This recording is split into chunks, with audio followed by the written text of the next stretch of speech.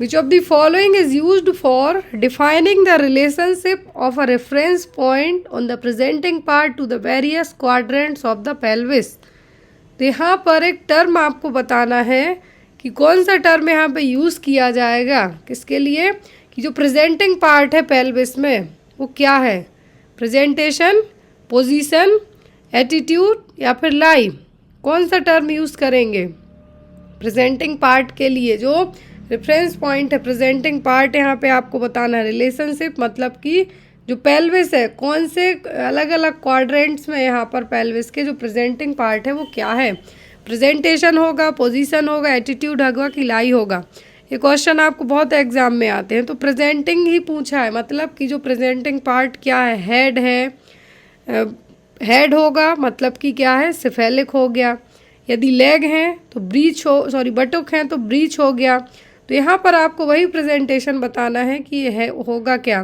तो जो यहाँ पर प्रेजेंटिंग पार्ट होता है वो हमेशा प्रेजेंटेशन ही कहलाएगा। प्रेजेंटेशन या तो लॉन्गिट्यूडनल लाई होगा, इसके साथ में लाई का मतलब क्या है कि जो रिलेशनशिप है long axis of the foetus to the long axis of the mother, मतलब जो चेस्ट साइड एरिया गया है बेबी का, बटुक्स हैं कि हेड है वो एरिया हो गया। और जो यहाँ पर प्रेजेंटिंग पार्ट है जो सिम्फाइसिस प्यूबिस के जो डाउन साइड है, हेड है, बटुक्स है या बच्चा ट्रांसवर्स है, पूरे तरीके से तिरछा या फिर आप इसको ट्रांसवर्स कह सकते हैं। किस पोजीशन में, यदि ट्रांसवर्स होता है तो नॉर्मल डिलीवरी कराना इम्पॉसिबल होता है। इवन ब्रीच प्रेजेंटेशन में भी कॉम्प्लिकेशन डेवलप हो सकते हैं क्योंकि लेग है जो प्रेजेंटिंग पार्ट होंगे, बटुक्स प्रेजेंटिंग पार्ट होंगे, लेकिन बेबी को वेजाइना के थ्रू बाहर निकालना थोड़ा सा डिफिकल्ट होगा कंपेयर टू सेफेलिक के। यदि सेफेलिक प्रेजेंटेशन है, सेफेलिक और वर्टेक्स, सेफेलिक का मतलब होता है हेड, क्या है, सेफेलिक का मतलब होता है हेड। यदि बेबी सेफेलिक और वर्टेक्स प्रेजेंटेशन में है तो नॉर्मल डिलीवरी के चांसेस ज़्यादा होते हैं और लॉन्गिट्यूडनल लाई भी होना चाहिए साथ में। लॉन्गिट्यूडनल लाई है जो 99% केसेस में टर्म प्रेगनेंसी में देखने को मिलेगी। ट्रांसवर्स होगा कब, मल्टीपैराइटी, मतलब जिनकी 2 से ज़्यादा बार डिलीवरी हो चुकी है, यूट्रस ऑलरेडी पहले से ही स्ट्रेच्ड आउट रही है या हाइड्रोमनियोस की कंडीशन रही है, मतलब कि फ्लूइड है जो एमनियोटिक फ्लूइड कम हो गया हो या फिर कुछ यूट्रस में प्रॉब्लम रही हो, उन केस में ट्रांसवर्स होगा। ऑब्लिक लाई क्या होगा, लॉन्गिट्यूडनल हो सकता है या ट्रांसवर्स, मतलब बेबी किसी भी टाइम पे अपना जो प्रेजेंटेशन है वो क्या है, चेंज कर जाएगा, क्या कर जाएगा, चेंज कर जाएगा, तो वो ऑब्लिक जो कि रेयर केस में देखने को मिलेगा। तो यहाँ पर फीटल लाई, फीटल प्रेजेंटेशन, दोनों क्या है, एक दूसरे के साथ में ही काम करेंगे। यदि पोजीशन बदली, प्रेजेंटेशन बदला, पोजीशन बदली तो फीटल लाई भी चेंज हो जाएगी। तो यहाँ पर दोनों एक दूसरे के क्या है, इक्वली काम करेंगे। अब एग्ज़ाम पर्पस से बात करें हम, तो एग्ज़ाम में पूछें कि फीटल लाई, नॉर्मल फीटल लाई क्या है, तो वो है लॉन्गिट्यूडनल, एक टर्म है नॉर्मल फीटल लाई जो कि वेजाइनल डिलीवरी के लिए क्या है, सही है। यदि ट्रांसवर्स की बात करें तो ट्रांसवर्स जब कुछ कॉम्प्लिकेशन होंगे या मल्टीपैराइटी होगी तब होगा। क्लियर। प्रेजेंटेशन कॉमन पूछें तो वर्टेक्स सबसे कॉमन कंसीडर किया जाता है। अगला क्वेश्चन है यहाँ पर, continuation of pregnancy beyond 2 weeks of EDD is known as. तो यहाँ पर 42 हफ्ते की यदि प्रेगनेंसी हो जाए तब भी कंटिन्यूस चलती जा रही है, ना लेबर पेन आ रहे हैं, ना एमनियोटिक डिस्चार्ज हो रहा है, कुछ भी नहीं हो रहा है, तो वो क्या होगी, preterm pregnancy, post term pregnancy, precipitate labour या फिर स्मॉल फॉर डेट। ये क्वेश्चन बहुत एग्जाम में आए हैं, जो चारों ऑप्शन दिए हैं इनमें से। तो अभी क्वेश्चन में कहा है कि 42 हफ्ते की प्रेगनेंसी हो चुकी है, जो ईडीडी से 2 हफ्ते आगे निकल गई। जो ईडीडी कैलकुलेट की जाती है हमेशा वो 40 वीक की होती है, 40 वीक्स या फिर 280 डेज़ की है जो कैलकुलेट की जाती है। लास्ट मेंस्ट्रुअल पीरियड का जो फर्स्ट डे होता है plus 9 month plus 7 days, it's a Naegele's rule. Naegele's rule के अकॉर्डिंग ईडीडी नॉर्मली कैलकुलेट की जाती है। तो इसके अकॉर्डिंग यदि 40 हफ्ते से 42 हफ्ते तक पहुंच गए, मतलब 2 हफ्ते ज़्यादा हो गए, तो ये कहलाएगी पोस्ट टर्म। टर्म प्रेगनेंसी का मतलब क्या होता है कि प्रेगनेंसी यदि 37 हफ्ते तक, कितना, टर्म प्रेगनेंसी मतलब 37 वीक की है, कितनी, 37 वीक्स की। यदि इसके पहले हो जाए, यदि इसके पहले हो गया तो वो कहलाएगी प्री टर्म प्रेगनेंसी। क्या है, प्री टर्म। पोस्ट टर्म का मतलब क्या होगा, 42 हफ्ते हो गए, क्या है, 42 हफ्ते होगा मतलब पोस्ट टर्म में कंसीडर हो जाएगी। फुल टर्म 9 मंथ का पीरियड या फिर 37 वीक्स से ज़्यादा हो जाए वो होगा। ड्यू डेट में 40 हफ्ते कैलकुलेट किए जाते हैं फर्स्ट लास्ट मेंस्ट्रुअल पीरियड के पहले दिन से। 3 ट्राइमेस्टर में डिवाइड होती है 3-3-3। तो यहाँ पर जो पोस्ट टर्म प्रेगनेंसी के यदि साइन पूछें तो पोस्ट टर्म प्रेगनेंसी है जो वर्निक्स सेजोसा होता है बेबी के ऊपर जो वाइट कलर की कोटिंग होती है चिपचिपी, उसको कहा जाता है वर्निक्स सेजोसा। क्या है? वर्निक्स सेजोसा। प्लेसेंटा का जो कैल्सिफिकेशन भी हो जाता है मतलब प्लेसेंटा का कलर भी चेंजेस रहेगा। मेकोनियम सेफ्रॉन कलर का होगा। ओलिगोहाइड्रोमनियोस होगा मतलब फ्लूइड रहेगा ही नहीं। ओवरग्रोन नेल्स देखने को मिलेंगे बच्चे के। तो यहाँ पर क्या है, पोस्ट टर्म प्रेगनेंसी के बाद जो बच्चे में साइन है वो देखने को मिलेंगे। प्रेसिपिटेट का मतलब होता है कि जो लेबर पेन है, चाइल्ड बर्थ की प्रोसेस है, जनरली फर्स्ट और सेकंड स्टेज का ड्यूरेशन कितना हो जाए, 2 घंटे या 3 घंटे के अंदर हो जाए तो वो कहलाता है प्रेसिपिटेट लेबर। इसमें बच्चा और जो प्लेसेंटा है बहुत ही फास्ट तरीके से है जो बाहर आ जाता है। नेक्स्ट है यहाँ पर आपको question, in which stage of labour episiotomy is performed. तो कौन सी स्टेज में एपिजियोटॉमी है जो की जाती है? First stage, second stage, third stage या फोर्थ स्टेज? एपिजियोटॉमी और पेरिनियोटॉमी। तो यहाँ पर एक इंसिजन लगाया जाता है। यदि बच्चे के हेड की साइज बड़ी है, बाहर बच्चा नहीं आ रहा है, तो पेरिनियल एरिया के यहाँ पर क्या है, पोस्टीरियर वेजाइनल वॉल के यहाँ पर, पेरिनियम और पोस्टीरियर वेजाइनल वॉल के यहाँ पर एक कट लगाया जाता है, उसको कहा जाता है एपिजियोटॉमी। बच्चा किस स्टेज में बाहर आता है? सेकंड स्टेज में आएगा। तो सेकंड स्टेज में क्या किया जाएगा? एपिजियोटॉमी प्रोसीजर किया जाएगा। फर्स्ट स्टेज होती है क्या? Cervical dilatation. सॉरी यहाँ पे स्पेलिंग गलत हो रही है क्योंकि बहुत फास्ट है। सर्वाइकल डायलेटेशन पहली स्टेज क्या है? सर्वाइकल डायलेटेशन, जिसमें 10 सेंटीमीटर तक सर्विक्स डायलेट होती है। इस फर्स्ट स्टेज को सर्वाइकल डायलेटेशन स्टेज के नाम से भी जाना जाता है। पार्टोग्राफ भी इसी स्टेज में ऐड किया जाता है।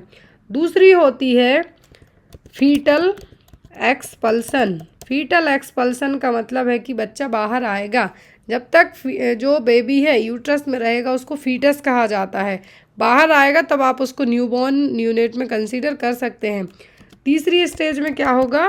प्लेसेंटा है जो बाहर आएगा। प्लेसेंटा का क्या होगा? एक्सपल्सन होगा। अब यदि प्लेसेंटा 30 मिनट से ज़्यादा का टाइम हो गया और अंदर ही रह जाए, प्लेसेंटा 30 मिनट से ज़्यादा का टाइम हो गया, प्लेसेंटा अंदर ही रह जाए, कुछ बिट्स या कुछ पार्ट्स, तो वो भी जो पीपीएच की कंडीशन हमने पढ़ी है, पीपीएच पोस्ट पार्टम हेमरेज, जिसमें 500 ml से ज़्यादा ब्लड लॉस हो जाए विदिन 24 आवर, तो वो कंडीशन है जो कॉज होती है। लेकिन जब सेकेंडरी पीपीएच 24 घंटे के बाद जो ब्लीडिंग होती है उसके लिए रिस्पॉन्सिबल क्या होगा? प्लेसेंटा के कुछ पार्ट्स अंदर रह जाना। फिर आती है चौथी स्टेज जिसको हम कहते हैं ऑब्जर्वेशन स्टेज। क्या है? Observation stage. ऑब्जर्वेशन स्टेज में माँ और बच्चे दोनों को हमें क्या करना है? ऑब्जर्व करना होगा। तो यहाँ पर एज पर क्वेश्चन एपिजियोटॉमी की जाती है सेकंड स्टेज में, जिस स्टेज में फीटल का एक्सपल्सन होता है। और एपिजियोटॉमी का मतलब ही क्या है? पेरिनियोटॉमी, मतलब कि सर्जिकल इंसिजन लगाया जाएगा पेरिनियम और पोस्टीरियर वेजाइनल वॉल के बीच में। तो यहाँ पर जनरली सेकंड स्टेज में की जाएगी कि बेबी का जो हेड है वेजाइना के थ्रू इजीली पास है जो हो जाए। यदि ऐसा नहीं किया जाता है तो होगा क्या? जो आपने सीएचसी लेवल पे देखा होगा या जो पीएससी लेवल होंगे, लेसरेशन होने के ज़्यादा चांसेस होंगे, वहाँ की स्किन टिश्यू हैं क्या होंगे? ज़्यादा डैमेज होंगे कंपेयर टू एपिजियोटॉमी के, इसीलिए एपिजियोटॉमी परफॉर्म की जाती है। नेक्स्ट है all are the sign and symptom of PPH except. तो सभी लक्षण हैं किसके? पोस्टपार्टम हेमरेज के, किसी एक को छोड़कर। Decreased blood pressure, increased blood pressure, increased heart rate या फिर अनकंट्रोल्ड ब्लीडिंग। पोस्टपार्टम हेमरेज में क्या होगा कि 500 ml से ज़्यादा यदि ब्लड लॉस होता है तो ये कंडीशन कंसीडर की जाती है पीपीएच में। किसमें? पीपीएच में। विद इन फर्स्ट 24 आवर यदि डिलीवरी के बाद है जो ब्लीडिंग हो जाए 500 ml से ज़्यादा तो वो पीपीएच। जो पीपीएच है इसका मेन रीजन होता है क्या है? यूट्राइन अटोनोसिटी। क्या? यूट्राइन अटोनोसिटी। यूट्राइन की जो मसल्स है, टोन है, वो क्या हो जाएगी? कम हो जाएगी। और जब टोन कम होगी तो कॉन्ट्रैक्शन नहीं आएंगे, वो ब्लीडिंग ज़्यादा होगी। तो यहाँ पर ऐसे केस में ब्लीडिंग होती है जब, तो बीपी हमेशा लो होगा। क्या होगा, लो होता है, बढ़ता नहीं है। तो यहाँ पे एक्सेप्शनल जो पूछा है क्या होगा, increase the blood pressure. Heart rate बढ़ेगी, ब्लीडिंग होगी, बीपी डाउन होगा लेकिन बीपी बढ़ेगा नहीं। अब प्राइमरी पीपीएच कब होता है कि प्लेसेंटा बाहर आने के जस्ट बाद से लेके 24 घंटे के अंदर यदि ब्लीडिंग ज़्यादा हो गई तो वो है। Secondary after 24 hour to 6 week, जो परपीरियम पीरियड है उसमें यदि ब्लीडिंग होती है तो वो सेकेंडरी पीपीएच। प्राइमरी पीपीएच का जो मेन रीज़न होता है वो क्या होता है, यूट्राइन अटोनोसिटी। याद रखें क्या है, यूट्राइन अटोनोसिटी। अब यहाँ पर यदि सेकेंडरी पीपीएच की बात करें, क्या है सेकेंडरी पीपीएच। सेकेंडरी पीपीएच क्या है कि 24 घंटे से लेके है जो यदि ब्लीडिंग क्या है 24 घंटे से ज़्यादा हो गया, मतलब बच्चा क्या है बाहर आ गया है, क्या है बच्चा बाहर आ गया है, लेकिन उसके बाद भी यदि ब्लीडिंग हो रही है 6 हफ्तों तक, तो वो कहलाता है रिटेंड प्लेसेंटा के कारण। जो मेन रीज़न होगा सेकेंडरी का वो क्या होगा, रिटेंड प्लेसेंटा। रिटेंड का मतलब होता है कुछ अंदर रह जाना, और उसके कारण वो ब्लीडिंग होगी। अब यहाँ पर पीपीएच के जो रीज़न होते हैं मेन तो यही है, यूट्राइन अटोनोसिटी प्राइमरी पीपीएच जो सबसे कॉमन रीज़न होता है। दूसरा होता है रिटेंड प्लेसेंटा, मतलब प्लेसेंटा के कुछ पार्ट्स अंदर ही रह गए हैं। अब यदि पीपीएच के पोस्टपार्टम हेमरेज के 4 टीज पूछे, मतलब 4 टी कौन से होंगे, तो पहला होता है टोन, यूट्रस टोन का क्या होना, धीरे धीरे कम हो जाना, मतलब कि यूट्राइन अटोनोसिटी। दूसरा होता है टिश्यूज़, टिश्यूज़ में क्या आएंगे, प्लेसेंटा, प्लेसेंटा के कुछ पार्ट अंदर रह गए, या इन्वेजिव प्लेसेंटा हो गया तो हो जाएगा। तीसरा होता है ट्रॉमा, ट्रॉमा मतलब कि जेनाइटल ट्रैक्ट के किसी भी पार्ट में कुछ इंजरी वगैरह हो गई है लेबर के टाइम पर, या यूट्रस इन्वर्ट हो गई है, वो होगा। थ्रोम्बिन मतलब कि कुछ कोआगुलोपैथी, थ्रोम्बिन का मतलब ही होता है थ्रोम्बस क्लॉट बनना, कुछ कोआगुलोपैथी डिसऑर्डर है, वो रीज़न यहाँ पर है जो रिस्पॉन्सिबल हो सकते हैं। 4 टीज याद रखना है, टोन, टिश्यू, ट्रॉमा, थ्रोम्बिन। अब पीपीएच हुआ है तो ट्रीट तो करना पड़ेगा, तो पीपीएच का जो प्राइमरी ट्रीटमेंट होता है आईवी ऑक्सीटोसिन दिया जाता है। क्या है, आईवी ऑक्सीटोसिन दिया जाएगा, मिथार्जिन दिया जाएगा, लेकिन मिथार्जिन तब नहीं देंगे जब पर्सन को कुछ कार्डियक प्रॉब्लम्स हो या बीपी वगैरह की प्रॉब्लम हो, तो ऐसे केस में यूट्रस और रप्चर होगी और पेशेंट की जान भी जा सकती है। बायोमैनुअल मसाज भी किया जाएगा, क्या है बायोमैनुअल मसाज भी किया जाएगा। पीपीएच के लिए एक टर्म यूज़ किया जाता है मैनेज करने के लिए, AMTSL, active management of third stage of labour. यहाँ पे एग्जाम में आता है question, active management of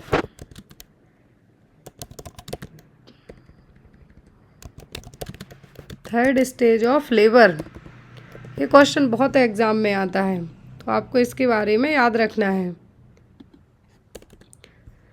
AMTSL, इसमें फर्स्ट प्रायोरिटी होती है आईवी ऑक्सीटोसिन है जो एडमिनिस्टर करना, 10 IU जो यूनिट है वो। नेक्स्ट है यहाँ पर, if a women has not begun to menstruate till 16 year of age, it is known as.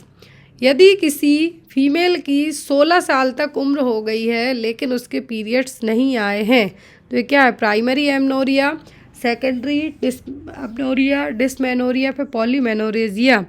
तो यहाँ पर यदि 16 साल तक, जो आफ्टर 12 ईयर के बाद है, जो मीनार्ची स्टार्ट होती है, मीनार्ची स्टार्ट होती है, उसके बाद उस टाइम पे हम क्या कहते हैं उसको, मीनार्ची, फर्स्ट मेंस्ट्रुअल पीरियड का है मीनार्ची।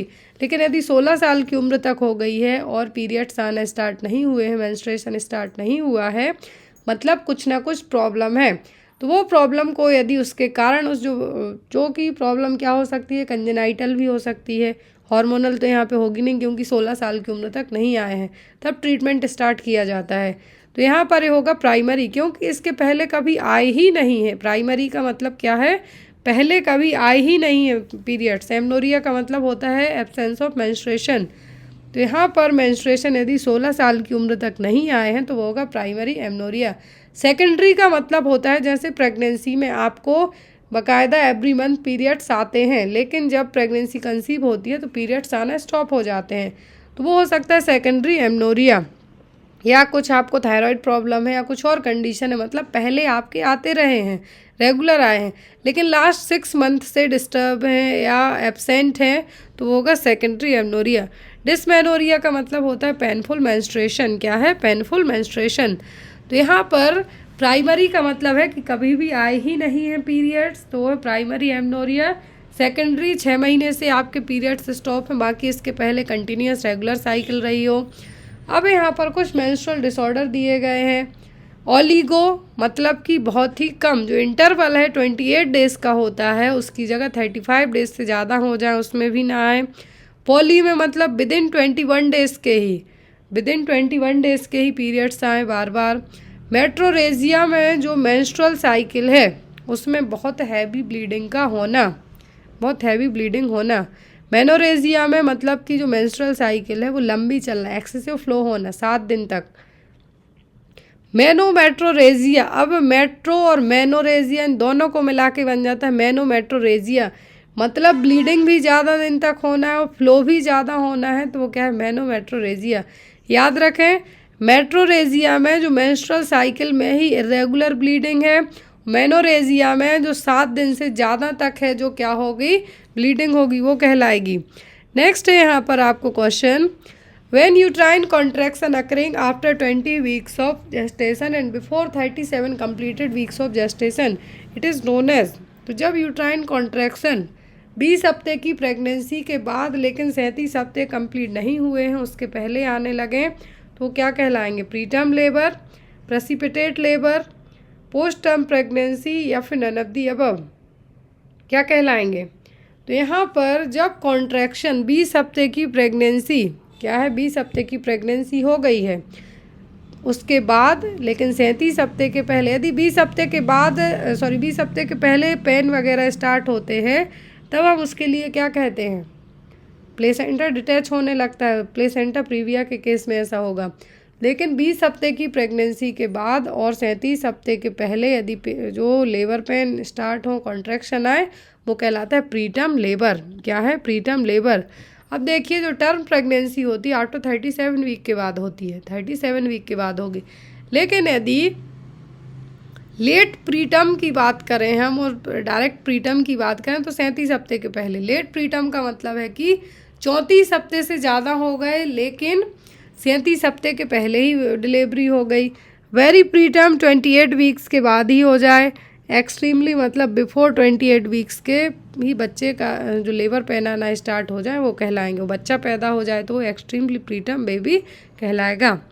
Next one, which kind of medication is use to postpone preterm labour. यदि लेट्स से कि प्रीटर्म लेबर स्टार्ट हो गए हैं, अब उनको हमें 2-4 दिन के लिए क्या करना है? पोस्टपोन करना है, ताकि बच्चे को भी डेवलप होने के लिए थोड़ा सा टाइम मिल जाए। तो यहाँ पर एक मेडिकेशन यूज़ की जाती है, वो क्या है? Tocolytics, oxytocin, both A and B या फिर नन ऑफ दी। तो ऑक्सीटोसिन देंगे तो पोस्टपोन होने की जगह ही तुरंत यूट्राइन कॉन्ट्रैक्शन आना स्टार्ट हो जाएंगे, पोस्टपोन तो इससे नहीं होगा। वो कहलाते हैं टोकोलाइटेक्स एजेंट, जो क्या करते हैं? अपोजिट काम करते हैं ऑक्सीटोसिन के। अपोजिट का मतलब होगा कि ये कॉन्ट्रैक्शन को सप्रेस करने का काम करेंगे, इनहिबिट करने का काम करेंगे, ना कि इनिशिएट करने का काम करेंगे। तो ऑक्सीटोसिन यदि आप मार्क करेंगे मतलब कि प्रीटर्म प्रेगनेंसी आपको करवानी ही करवानी है, यूट्राइन कॉन्ट्रैक्शन को बुलावा देना है। लेकिन यदि टोकोलाइटेक्स दे दिए आपने तो इनका क्या रहेगा कि जो कॉन्ट्रैक्शन आ रहे हैं उनको इनहिबिट कर देगा, मतलब कि सप्रेस करने का काम करेगा। कॉन्ट्रैक्शन नहीं आएंगे तो प्रेगनेंसी को कुछ टाइम के लिए जो लेबर पेन है उनको सप्रेस करके है जो टाला जा सकता है। तो यहाँ पर ये जो टोकोलाइटेक्स एजेंट हैं ये क्या करते हैं? इनहिबिट करने का काम करेंगे। मायोमेट्रियल जो मसल है, क्या है? मायोमेट्रियल मसल है, यहाँ पे क्या करेंगे? इनहिबिट करेंगे मतलब कि सप्रेस करेंगे। तो यहाँ पर ये क्या होगा कि ये नहीं आएंगे। और इसमें एजेंट्स होते हैं, टोकोलाइटेक्स एजेंट्स मतलब कि मेडिकेशन होंगी इसमें। बीटा एड्रीनर्जिक एगोनिस्ट हो सकते हैं, कैल्शियम चैनल एंटागोनिस्ट हो सकते हैं, ऑक्सीटोसिन एंटागोनिस्ट मतलब ऑक्सीटोसिन के अपोजिट काम करने वाले, non steroid anti inflammatory drugs हो सकती हैं, और MgSO4 भी हो सकता है। ये नाम आपने बहुत सुने हैं। MgSO4 और मैग्नीशियम सल्फेट क्यों दिया जाता है? प्री एक्लेम्सिया के केस में, प्री एक्लेम्सिया और एक्लेम्सिया को ट्रीट करने के लिए दिए जाएंगे। Next one, It is defined as the time from the delivery of the placenta through the first few weeks after the delivery. Time period है डिलीवरी ऑफ द प्लेसेंटा से लेके, प्लेसेंटा की डिलीवरी हो गई उसके बाद से लेके कुछ हफ्ते तक डिलीवरी के बाद के क्या है, परपीरियम, एंटीनेटल पीरियड, लोचिया पे पायरेक्सिया, क्या टर्म यहाँ पे उसके लिए हम यूज़ करेंगे। तो यदि डिलीवरी के बाद से लेके क्या है, डिलीवरी के बाद से लेके प्लेसेंटा की और कुछ हफ्ते तक का ड्यूरेशन कहलाएगा परपीरियम पीरियड। क्या है, परपीरियम पीरियड, जो कि 6 हफ्तों तक का होता है, 6 वीक तक का। प्लेसेंटा डिलीवरी से लेके 6 वीक और 42 डेज़ का जो ड्यूरेशन होता है वो कहलाता है परपीरियम पीरियड। एंटीनेटल पीरियड का मतलब होगा कि प्रेगनेंसी कंसीव करने से लेके डिलीवरी होने के पहले तक का ड्यूरेशन है। लोचिया आफ्टर द डिलीवरी के बाद जो डिस्चार्ज होगा वो है, और पायरेक्सिया का मतलब होता है फीवर। क्या है, फीवर। परपीरियल पायरेक्सिया हो सकता है आफ्टर डिलीवरी के बाद है, जो यदि टेम्परेचर बढ़ता है, टेम्परेचर बढ़ता है मतलब यहाँ पर पायरेक्सिया की कंडीशन डेवलप हो रही है। 24 घंटे के अंदर 2 अलग अलग बार यदि चेक करते हैं 100.4 से आगे जाता है, मतलब यहाँ पे क्या है, परपीरियल पायरेक्सिया हुआ है। इसका रीज़न एक ही हो सकता है, सेप्सिस, इन्फेक्शन, यूटीआई या फिर कुछ और अदर इन्फेक्शन।